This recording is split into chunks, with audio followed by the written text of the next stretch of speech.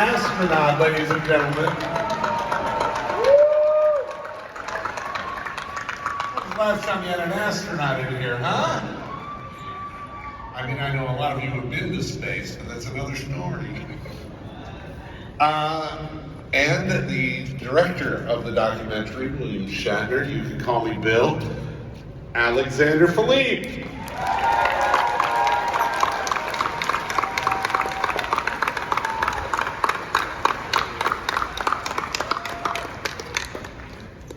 And the guest of honor for this evening, David Baxter.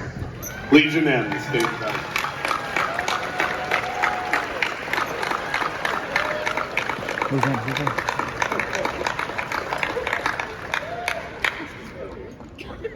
I thought this was a Bill Shatner cosplay contest. Oh man, that's tonight. It means that SAG has struck against the AMPTP.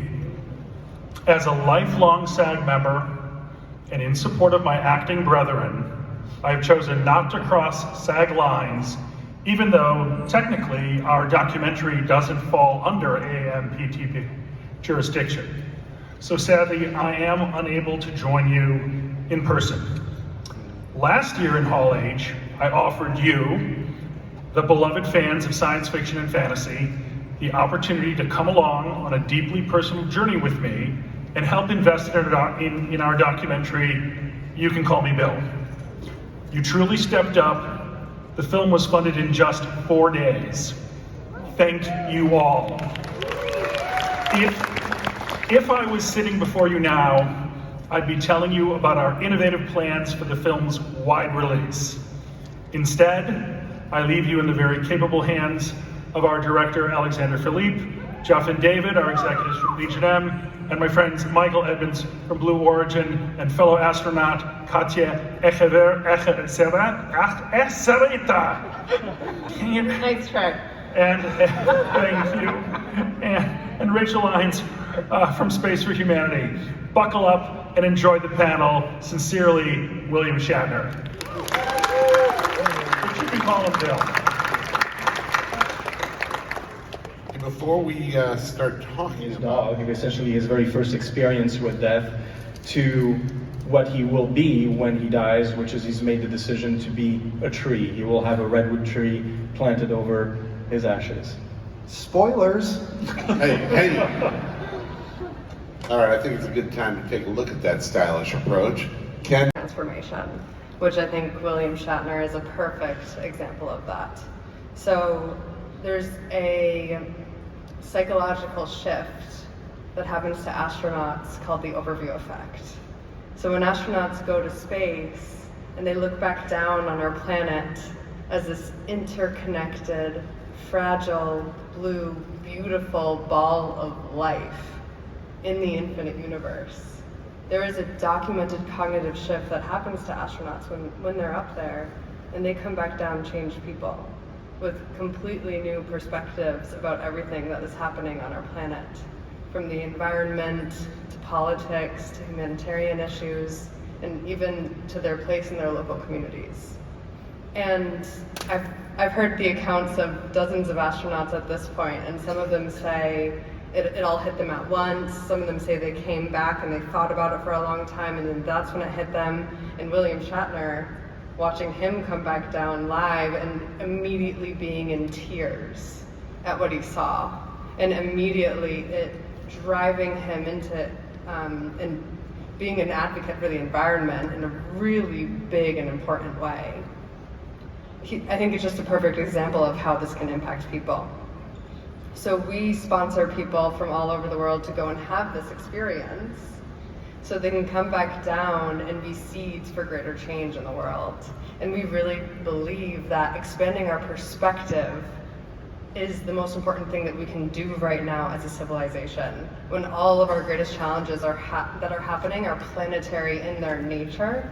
In order to address them, we must look at them from that perspective. And so we're so grateful for the partnership with Blue and for our incredible citizen astronauts, one of them sitting right here, who have come back down and been incredible advocates of this perspective and of their own unique experience. And I'll just do a little plug for anyone who's interested. Our applications are not currently open. We're actually currently in a review process and selection process, but we'll be opening up our applications later this year for anyone who's interested in having this experience. And what is the criteria for qualifying to go into space, for Space for Humanity? So the biggest thing that we're looking for is people who are mission aligned, so people who get the mission, and people who are leaders in their communities. So people who have a track record of community development, people who are, I want to say like planetary minded, but people who are thinking on a bigger scale, like they want to create change in the world. And so people who are going to go and have this experience and really use it for a positive impact in their communities. It doesn't matter how old you are. We've had people apply. You have to be 18. That's, you can probably talk more about that than I can. But you have to be 18. We've had people in their 80s apply.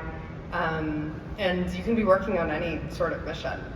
It's just something that the overview effect, this planetary perspective, can apply to, and so then it'll support you in going and doing that in the world. I'd just say that William Shatner happens to be the oldest male that's ever been in space, the oldest human that's been in space. The oldest woman was Wally Funk. Both flew in the past few years. And as far as Blue is concerned, we just like very much if you go to space with us, but you're human. Thank you. Katya, you sound like a shining example of what Rachel was explaining. A citizen astronaut. Can you explain to this audience why that's actually very relevant in this room, number one, and really what that journey has been like for you?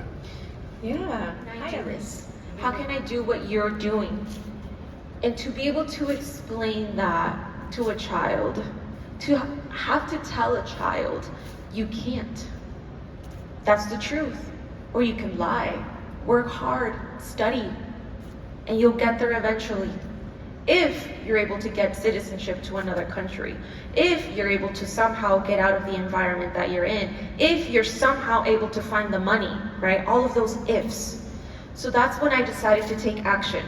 I decided I wasn't going to go back to my career that I had built so carefully in the United States, and I was going to take a small break from that to build an entire space infrastructure in a different nation. So that is exactly what I've been doing. Yeah.